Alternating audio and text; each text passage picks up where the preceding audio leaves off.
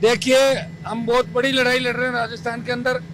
गठबंधन का भी प्रयास किया था, लेकिन गठबंधन का रिमोट कंट्रोल नरेंद्र मोदी और अमित शाह के हाथ में था, कई पार्टियों का, इसलिए हमसे गठबंधन नहीं किया। फिर भी पहली बार नई पार्टी बना के राजस्थान के जवान किसान के हितों के लिए लड़ाई लड़ रहे हैं। 57 सीटों में उम्मीदवार उतारे हैं, वैसे 67 उम्मीदवार उतारे थे, लेकिन 10 जगहों पे कई जगह फार्म रिजेक्ट करा दिए सरकार ने, कई जगह फार्म उठा लिए, 2-3 गलत टिकट भी बंट गए थे, तो उन्होंने आपस में एडजस्टमेंट कर लिया। 57 उम्मीदवार चुनाव के अंदर लड़ रहे हैं, जिनमें 40 सीटों पे मजबूत स्थिति के अंदर है, और इस जिले की 5 सीटें हम जीत रहे हैं। नागौर जिले की, मारवाड़ के अंदर कम से कम 15 सीट से ज्यादा जीतेंगे, और 1-2 हमारे समर्थित निर्दलीय भी मारवाड़ में जीतेंगे। मेवाड़ में भी ठीक है, हनुमानगढ़, गंगानगर, बीकानेर इलाके में भी ठीक है, शेखावाटी भी ठीक है। तो 40 सीटों पे हम आरएलपी से उम्मीदवार राजस्थान के अंदर जीते। सर, मारवाड़ का ऐसा इलाका है जहाँ पे किसी दौर में नाथूराम मिर्जा जैसे कद्दावर नेता थे जाटों के, लेकिन पिछले एक दौर से जाटों की लीडरशिप जो है उसमें एक वैक्यूम पैदा हो गया था। आपका क्या मानना है कि इस चुनाव के बाद में वो वैक्यूम पूरा हो पाएगा? देखिए, मैं खाली जाटों की बात नहीं करता, जाट समाज के साथ साथ 36 कौम के लोगों को मैं साथ लेके चलता हूँ, क्योंकि मेरे समाज की संख्या सबसे बड़ी है राजस्थान के अंदर। इसलिए हमने कहा कि भाई जब तक हमारा समाज खुल के नहीं आएगा तब तक तीसरा मोर्चा नहीं बन सकता, क्योंकि बिहार, यूपी, हरियाणा जहाँ जाट यादव आ गए, उनके साथ मुसलमान दलित जुड़ा, तो हम मोर्चे बने, नई पार्टियां बनी। इसलिए राजस्थान में जाट के साथ मेघवाड़ भी आएगा, मुसलमान भी आएगा, एससी की और जातियां भी आएगी, तब जाके ये फ्रंट बनेगा। नौजवानों ने तय कर लिया कि राजस्थान की सत्ता पे आरएलपी को बिठाएंगे। समय लग सकता है, लोकसभा में 10 से ज्यादा सीट जीतेंगे हम, प्रधान प्रमुख हमारे सबसे ज्यादा बढ़ेंगे। पार्टी की नई शुरुआत थी, नई शुरुआत में ही अगर हम अच्छी स्थिति के अंदर रहेंगे तो निश्चित रूप से आरएलपी का भविष्य राजस्थान के अंदर सुरक्षित है, और आरएलपी बहुत भारी बहुमत की ओर राजस्थान के अंदर बढ़ेगी। आपका सर एक अच्छी फैन फॉलोइंग है, बहुत लोग आपसे आकर्षित हैं। मैंने ऐसी कल्ट लीडरशिप पिछले 10 साल में नहीं देखी राजस्थान में। मैं आपसे ये पूछना चाह रहा हूँ, क्या चुनाव से पहले आपके साथ में गठबंधन की बातचीत नहीं हुई दोनों पार्टियों के द्वारा? देखिए, कांग्रेस ने ऑफर किया था मुझे, और बीजेपी तो 1.5 साल से कर रही थी, लेकिन कांग्रेस बीजेपी के तो मैं खिलाफ हूँ।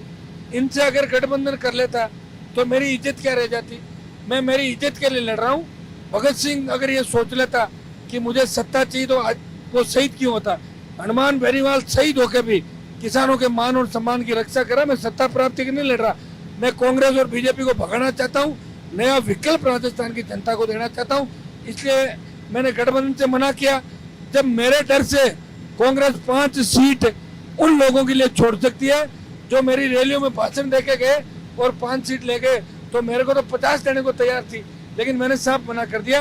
18 के अंदर नया विकल्प देंगे, लड़ाई लड़ेंगे, नतीजा कुछ भी हो, जवान और किसान को धोखा नहीं देंगे राजस्थान में। आपके सर विरोधियों का लगातार ये आरोप है कि हनुमान बेनीवाल जो है वो बीजेपी की बी टीम है। बीजेपी, क्योंकि जाट परंपरागत तौर पे मारवाड़ में कांग्रेस का वोटर माना जाता है, तो ये कहा जा रहा है कि हनुमान बेनीवाल जो है वो कांग्रेस का जो परंपरागत वोटर है उसमें सेंध लगाने का काम कर रहे हैं, इस तरीके से कांग्रेस को गिराने का काम कर रहे हैं, बीजेपी के पक्ष में काम कर रहे हैं। इस पे आपकी क्या सफाई है?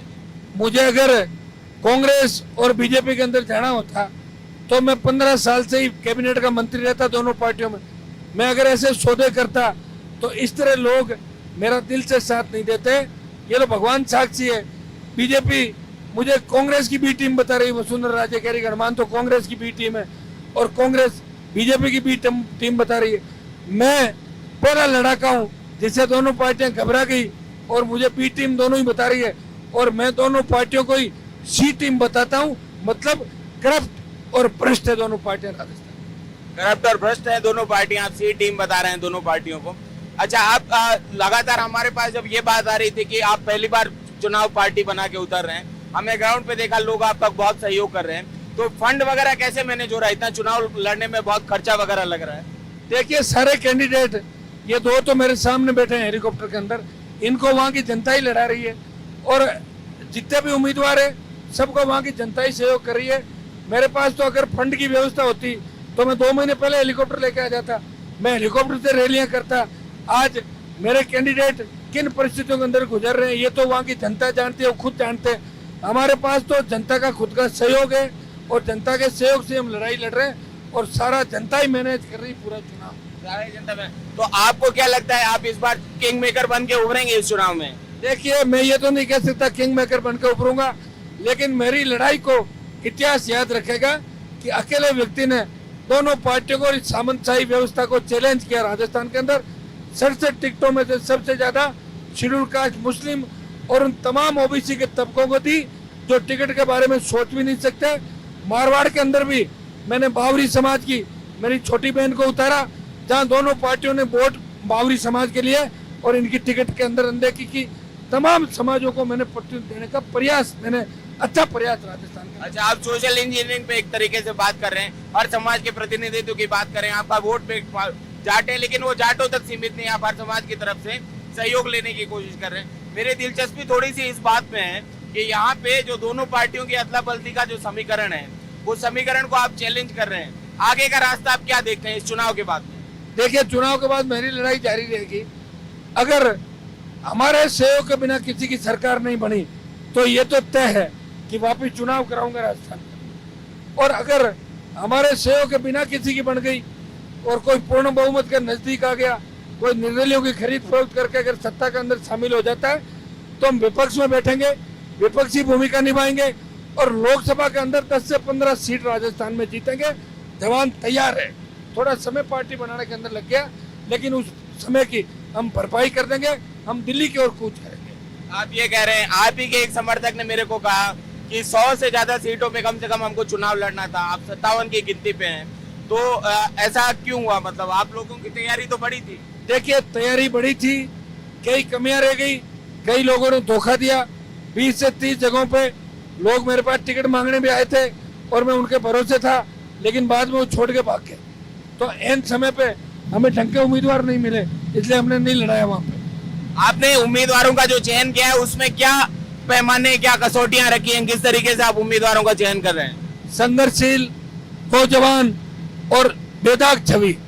2-3 ऐसे लोग भी मेरे पास आए थे जो भ्रष्टाचार के मामले में जेल काट चुके हैं, बलात्कार के मामले में जेलों में रहे, मैंने उनको टिकट नहीं दी, मना कर दिया। कई जो किसान वर्ग को गाली देते हैं, सीट निकाल देते, लेकिन मैंने कहा सीट निकालना मेरा मकसद नहीं है, मैं लोगों को मुंह क्या दिखाऊंगा। सीट मेरे लिए इतना महत्व नहीं रखती जितना मैं तो लोगों का भरोसा रखती। आप ही के कॉन्स्टिट्यूएंसी में सर परसों की घटना है, ज्योति मिर्धा जो आप ही के एरिया के आने वाली, उनके ऊपर हमला किया गया, उनका आरोप था कि आपके समर्थकों ने किया, इसके ऊपर क्या बड़ी बड़ी सिपाही आपकी? ज्योति को तो 2009 में मैंने ही एमपी बनवाया था, रूपाराम डूडी मेरे पास लेके आए थे, मेरे पैर छू के वो गई थी, मैं बीजेपी का एमएलए होते भी उसकी मदद करी। इसके पिताजी की 1990 में जमानत जब्त हो गई थी चैतान से, और तब ये परिवार बहुत ज्यादा उसमें था, क्योंकि इनकी जो राजनीतिक उत्तराधिकारी थे नाथुराम जी के, वो इनके भाई के लड़के रिचपाल मिर्जा और ये बन गए थे, तो इसके पिताजी बहुत डिप्रेशन में चले गए थे और ये परिवार बिल्कुल राजनीति से अलग हट गया था। तो रूपाराम जी डूडी इसे ढूंढ के मेरे पास लाए थे। मेरा वसुंधरा से झगड़ा था, तो रूपाराम जी ने कहा कि इसको अगर हम कांग्रेस उम्मीदवार बनाए, आप मदद करा दो। तो मैंने कहा मैं क्या मदद कराऊं? बोले आप खुली अगर मदद करो और अशोक गहलोत को और सीपी जोशी को फोन कर दो तो इसको टिकट मिल जाएगी। तो मैंने रूपाराम डूडी से मेरी दोस्ती थी, तो मैंने ज्योति मिर्धा को मैंने रूपाराम डूडी के कहने से और ये कहा कि भाई हम कांग्रेस को जिता देंगे। मेरा वसुंधरा झगड़ा हो गया था और ज्योति को टिकट दिलाया, उसने मेरे पैर छुए, जबकि उम्र में मेरे से 4 साल बड़ी है, और मैंने कहा तुम मेरी बहन हो, तुम जाओ। तुम्हारे पिताजी मेरे पिताजी के साथ बैठते थे और उनकी जमानत जब्त भी हो गई थी 90 के अंदर। मैं तुम्हारे परिवार को मौका दूंगा। और क्या वो अपने चाचा की बात कर रही है, तो उसके चाचा को तो टिकट ही हम लोगों ने दिलाई थी बीजेपी से, उस समय टिकट दिला के उसको एमपी बनाया। तब पूरा मिर्जा परिवार उसके चाचा के खिलाफ चुनाव के अंदर कांग्रेस का समर्थन दे रहा था, तब भी हमने उस परिस्थिति में उसके चाचा को एमपी बनवाया था। हम तो सही के साथ है, और जो सही, फिर उसने 5 साल धोखा दिया नागौर की जनता को। मैं नजरिए लड़ा, 2.25 लाख वोट मेरा है, वो हार गई। हारने के बाद बौखला गई, उसकी तबीयत ठीक नहीं रहती, इसलिए इस तरह के बयान देती है। उसके बयानों में कोई सच्चाई नहीं है। उन दोनों चुनाव के अंदर 8 और 13 के अंदर उन परिवारों ने जीवसर में मेरी जम के खिलाफत की, फिर भी कांग्रेस अपनी जमानत नहीं बचा पाई। और इस बार भी मैं उनको चैलेंज देता हूँ, वो जीवसर में जिस उम्मीदवार को खड़ा किया है उसकी जमानत बचा के दिखा दे, मैं मान जाऊंगा। आप ये कह रहे हैं कि आपके उनके साथ में आपने मिर्जा परिवार की कई जगहों पे मदद की, लेकिन वो आरोप लगा रहे हैं कि उनके समर्थकों ने, आपके समर्थकों ने उनके गाड़ी के ऊपर हमला किया, उन्होंने फोटो भी पोस्ट की सोशल मीडिया पे, इस पे आपकी क्या सफाई है? देखिए, मैं नारी जाति का सम्मान करता हूँ, मैं वीर हूँ, मैं लड़का हूँ, मैं नारी पे कभी हमला नहीं करवा सकता, अबला पे हमला नहीं करवा सकता। मैं तो अबला और नारी के लिए लड़ा, उनके सम्मान के लिए। ये ज्योति मिर्दा और वहां के उम्मीदवार खुद ने अपनी गाड़ी पे कांच फुड़वा लिए। अगर हमला होता तो बाकी गाड़ियों भी इसी से फूटते। खुद ही प्रोपोगेंडा तैयार करने के लिए सोची समझी रणनीति के तहत खुद ही पत्थर फिंकवाए और खुद ही उसको हमले का रूप दिया। मेरा इससे कोई लेना देना नहीं। आपका इससे कोई लेना देना नहीं। आपका खींवसर मजबूत वोट बैंक है, आप खींवसर में लड़ रहे हैं, और इसके अलावा अगर आप लोग सत्ता में आते हैं, सत्ता के ऐसे समीकरण बनते हैं कि त्रिशंकु विधानसभा है, तो आप लोग किस मिनिमम प्रोग्राम पे किसी भी पार्टी के साथ समझौता करने के लिए तैयार हैं? देखिए, कोई समझौता होगा ही नहीं। हम कांग्रेस और भाजपा को समर्थन किसी कीमत पर नहीं देंगे, ये तो तय हो गया। दोनों पार्टियों के खिलाफ अगर हमें चुनाव में जाना पड़ा तो मैं सबकी मीटिंग लेके, और ये करीब करीब प्रत्याशी तैयार है कि हनुमान जी जो फैसला करेंगे हम तैयार है, हम दोबारा चुनाव के अंदर जाएंगे राजस्थान। अगर